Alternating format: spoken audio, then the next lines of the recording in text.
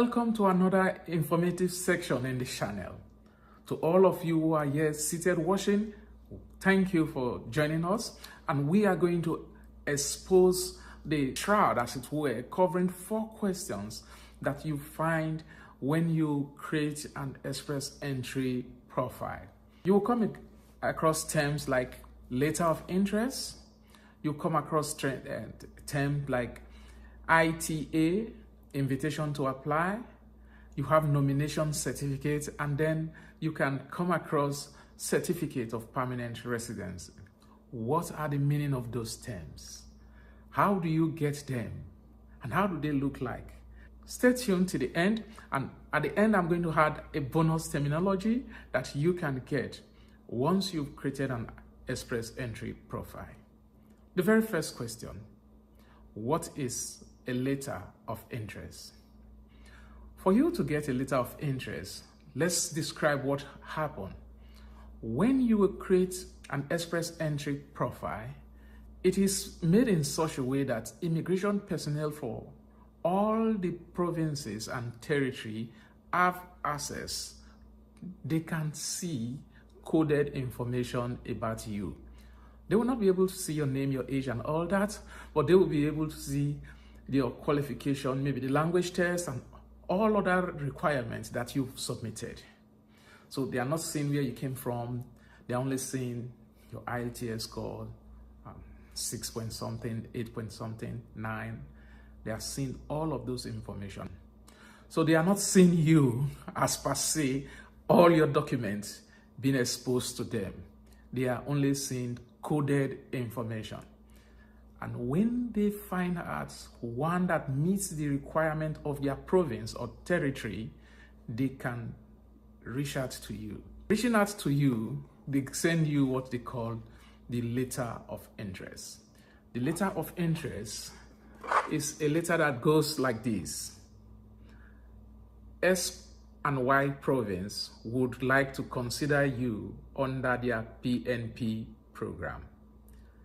Dear so and so, the government of this province is interested in considering you for nomination under its PNP program through Express Entry.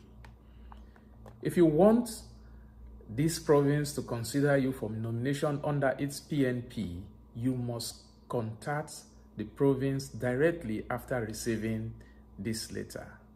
Note that this letter of interest is not a guarantee that you'll be nominated for this province. You will first have to satisfy this province that you also meet the requirement for the program. You will find general information about each provinces and territory PNP on the website. This is what the letter of interest look like. So it is the province that is signifying interest in you based on what they found out inside the Express Entry profile. And once you go ahead, you submit the required documents, and they find you as one who is meeting all that requirement that they have set. They come back again with another certificate. This time it is called a nomination certificate. You are issued that certificate. With that certificate, if you are in the Express Entry profile, you go ahead to submit that, upload that into your profile. Automatically, that certificate gives you additional 600 points. So let's say if you're having 300 plus points or 400 plus points, it shows your points plus 600. So you'll be having 900. And that automatically guarantees you that in the very next draw, so long it's not a category-based draw, you know it has changed. In the very next draw, if it is all categories, you will be called.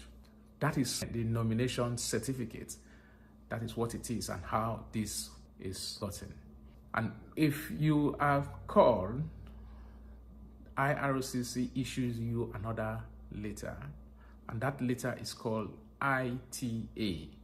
The ITA simply stands for invitation to apply. So this is not a guarantee again that you are getting the visa, but it is not telling you that it is not time for you to formally apply. Normally, they give you 60 days to submit all documents on the claim that you said you have. If you have 9 in IELTS, they want to see it now. If you have your ECA, you said it is master's, they want to see it. If you say you have proof of fund, they want to see it. So the ITA gives you that opportunity to formally submit this. So that is the third stage of it, starting from your submission, your letter of interest, nomination certificate, and now you're having an ITA. Having done that, having submitted all your form and they've processed it, they're satisfied with it, if you are successful in that application, you will be issued a COPR. COPR simply stands for Confirmation of Permanent Residency. With that letter, you can enter into Canada. And as soon as you get into Canada, in your port of landing, you are going to sign that letter in the presence of an immigration officer. On that date, you will start being known as a permanent resident of Canada.